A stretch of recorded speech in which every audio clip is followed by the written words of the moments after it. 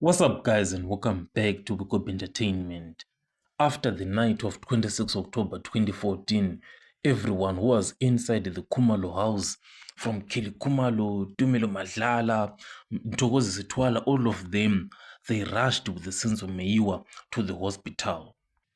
Now, there is evidence that is before the court that their cell phones, all of them that were inside the house, they were taken by the police after they came from the hospital. But now there is a challenge that then occurred when Tumelo Madlala was testifying. Tumelo Madlala testified that their phones were actually taken before they went to the hospital.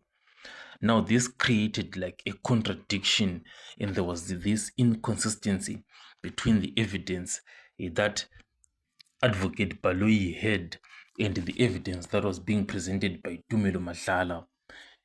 It's a challenge because Tumelo Madlala is a state witness. Now, if there is inconsistency in their evidence, it creates a challenge for the state itself because it undermines their credibility. Like, who should the judge now trust in terms of who is the accurate vision between the two of them? Because what may end up happening is that the judge can more like discard both their evidence.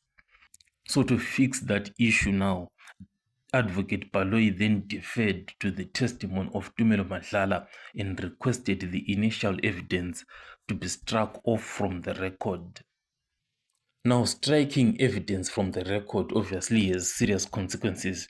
It means that the evidence will no longer be considered by the court in its deliberations, and it effectively removes any impact that the evidence might have had on the case.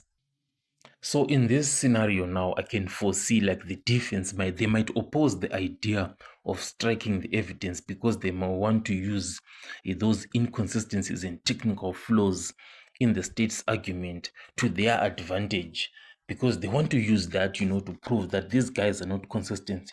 They do not know what they are talking about.